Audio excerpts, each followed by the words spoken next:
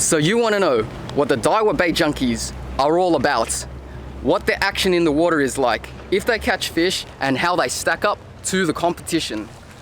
I'm going to be going through all these things and more coming right up.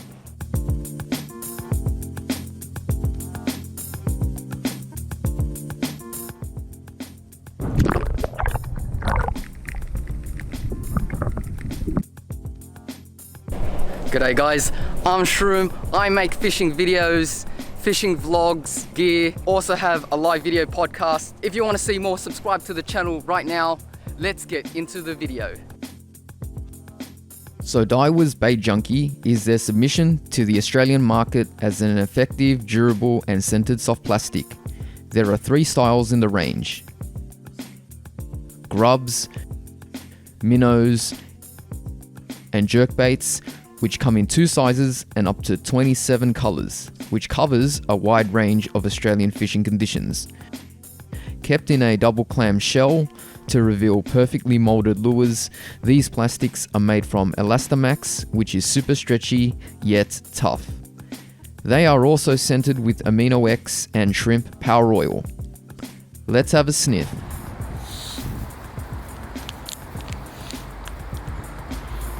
So it all sounds good, so how does it perform? I took it to the river to see how they fished in various conditions. Some days were tough,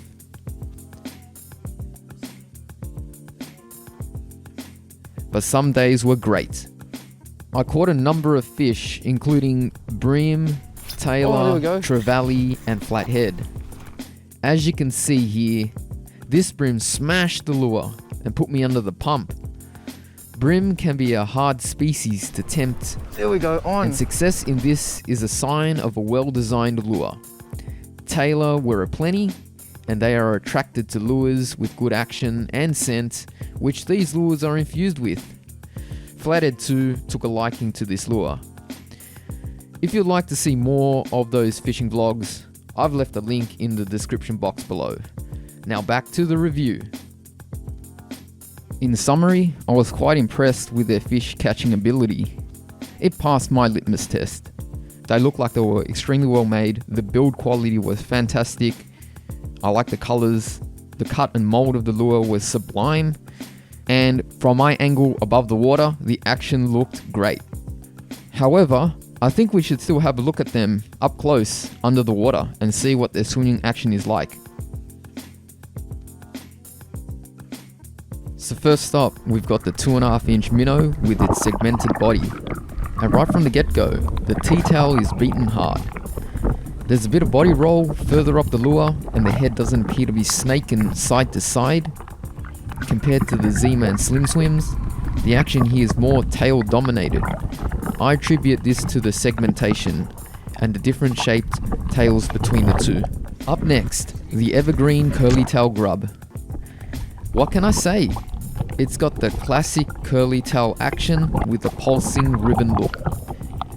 To my laser eyes, compared to the Z-Man grubs, the action here is a touch more hurried. It's very slight, and maybe due to its slightly longer profile. The big brother, the 3.2 inch minnow, reminds me of the squidgy bio tough fish. It is very stable in the water and tracks well. There's some body rolling evident around the hook, but most of the action is at the tail. Last but not least, the 5 inch jerk shad. Made to be worked quickly, it darts, turns and cuts through the water with ease. If you look closely, the body does arch well through the water. Compared to the popular Berkeley Gulp 5 inch jerk shad, this one is thicker in the body. Guys, if you're finding value in this video, make sure you hit the like button and subscribe for more content like this. So what did you think about the actions of these lures? Write your thoughts down below in the comments section. Next up, let's put them under the test of the UV torch to simulate sunlight. All the packs here, bar the AU color, are UV active.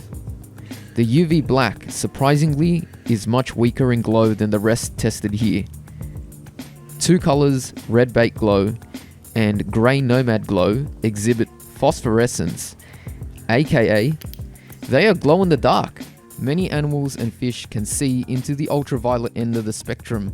Lures that are UV active are more visible and appear alive rather than inanimate, as living things also reflect UV light.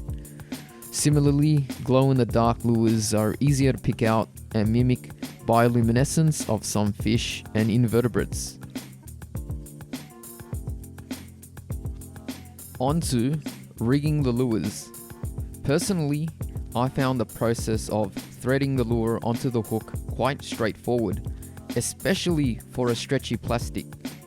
The ridge along the back of every lure is a nice touch and acts as a guide for a straight rig.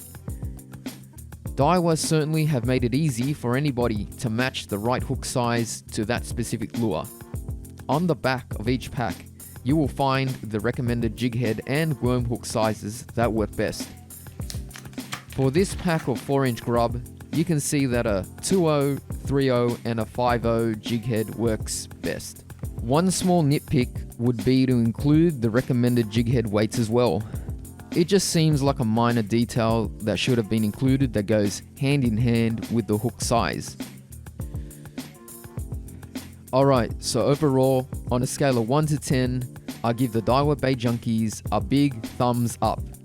If you're looking for soft plastic lures that have great swing action, are easy to rig, have numerous sizes, colors, and have UV and glow-in-the-dark options, are scented with fish attractant, and are made from a tough material, then this is it right here. Now let me answer a question that everyone's been asking me. Are these bait junkies better than those from established market heavy hitters, Z-Mans, Squidgies, Berkeley, and others? And my answer is yes and no. For example, it isn't as tough as Z-Mans. Its range isn't quite as proven as Squidgies, including the scent compared to S-Factor, plus their BioTough range is biodegradable. The lure options pale in comparison to what's on offer from Berkeley, such as their Gulp lures or Power Bait. But you know what? Each brand has their strengths and weaknesses, and overall, Daiwa have brought out a great all-round product that presents itself as a viable option to the market. Guys, hope you found this video educational and entertaining. That's all I have to say about the Daiwa Bait Junkies. If you want to see more from me, make sure you hit the like button and subscribe. And if you got any comments, put it down below. Thanks for all your support as always, and I'll catch you in the next video.